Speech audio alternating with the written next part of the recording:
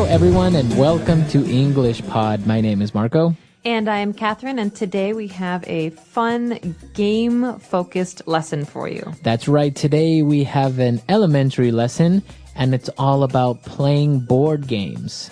Okay, and the game in today's lesson is a famous one. It's called Monopoly. Monopoly. I don't know if you have this in your countries. It's a game in which you try to earn money and sell property and buy property. That means hotels, houses, things like Right. that. And it's very, very famous. We're going to learn more about this game today, so let's take a listen to our dialogue for the first time.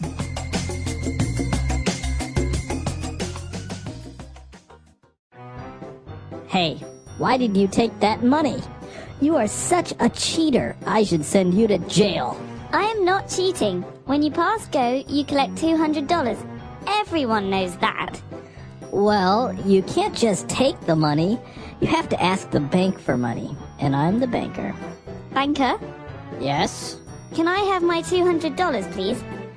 Sure. Here you are, $200. Thank you. Please come again. Now it's my turn to roll the dice.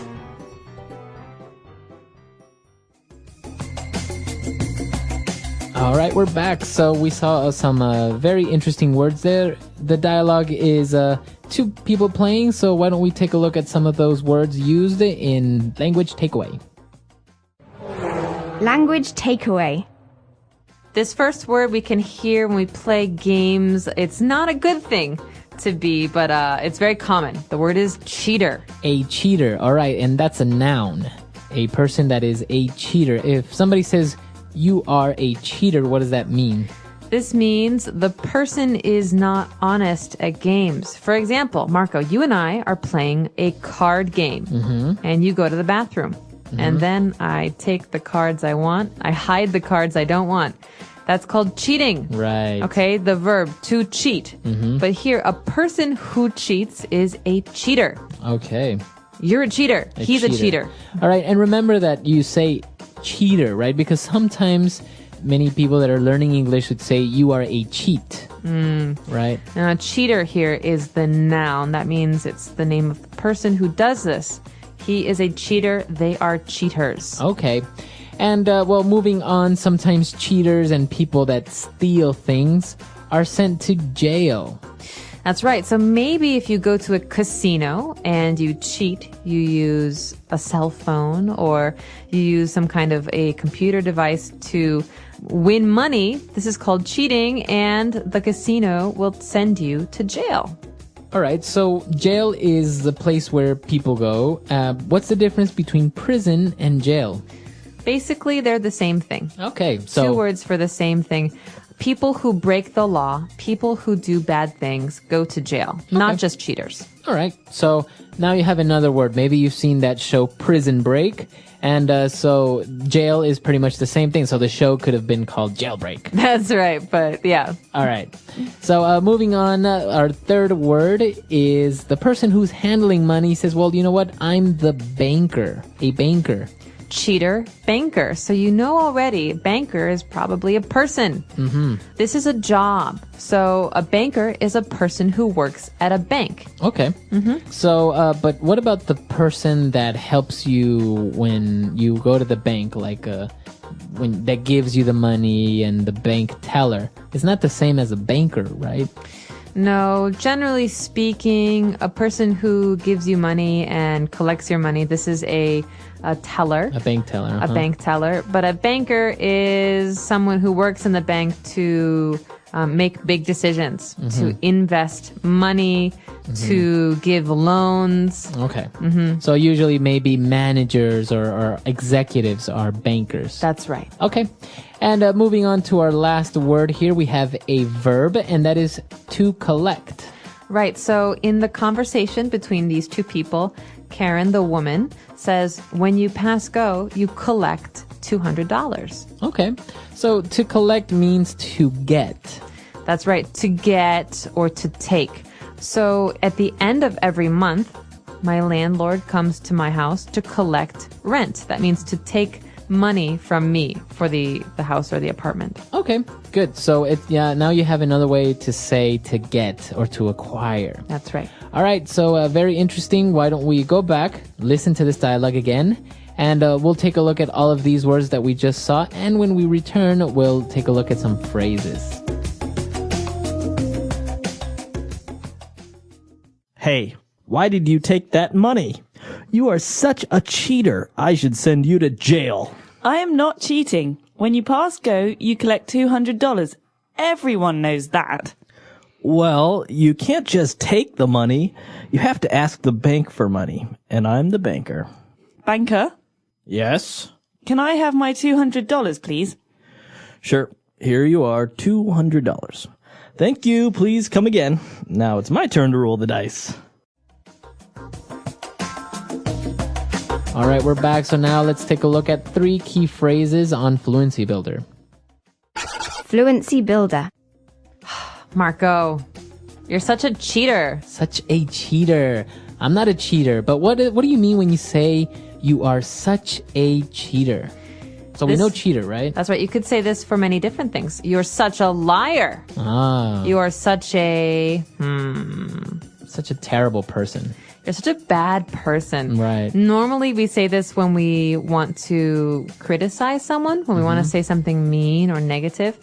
You're such a means you're really a bad person. You're really a cheater. Right.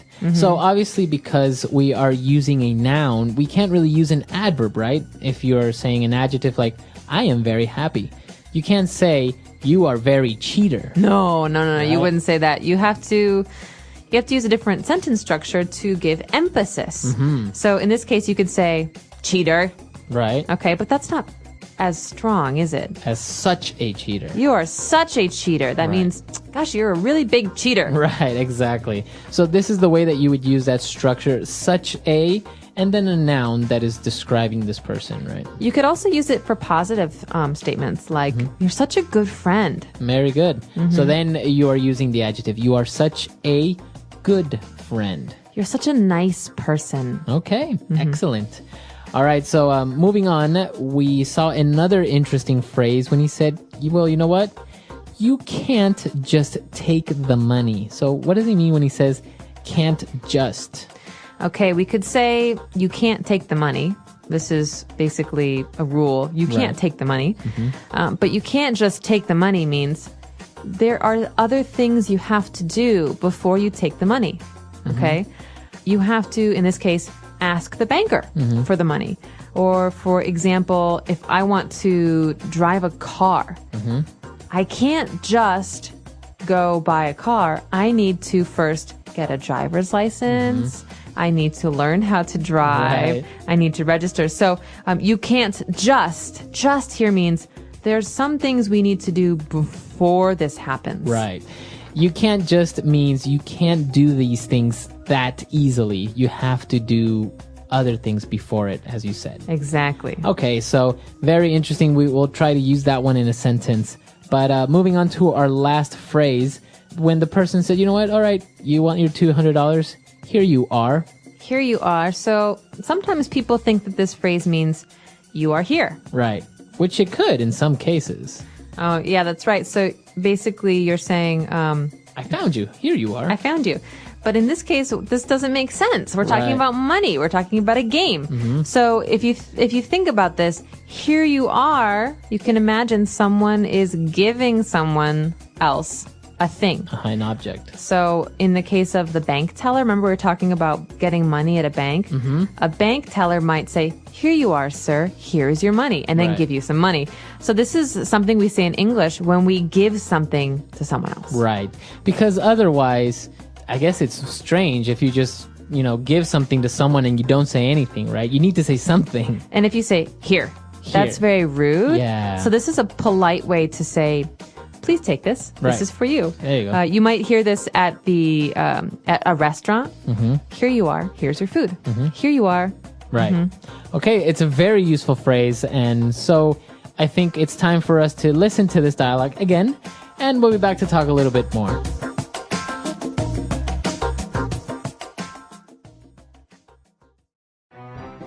Hey, why did you take that money? You are such a cheater. I should send you to jail. I am not cheating. When you pass go, you collect $200.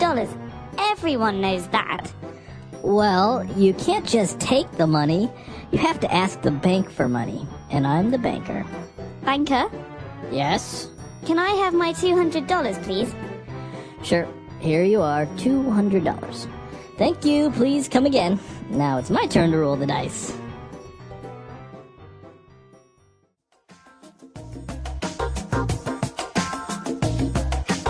All right, we're back. So a lot of interesting words there, a lot of interesting phrases. They're really interesting and very useful. So remember to try and use such a you can't just or here you are when you're giving something to someone. That's right. These are really great. And I recommend also playing some games. Games are a great way to improve your language skills. Monopoly, the game that they're playing in this dialogue, is a really fun one for numbers. Yeah. Right? Because the whole point of the game, the whole purpose of the game is to make the most money. Right. Of anyone playing. And this is a really fun one because you get to buy houses and hotels and there's simple street names and place names. Yeah. Like Park Avenue or Yeah. the Boardwalk. So you'll learn a lot of really great things about American culture and English. Yeah, it's a really good game, very popular. I'm sure they have it in your language, but if you could get it in English, that would be really great. And also another really good game to play with your friends to practice your vocab is Scrabble.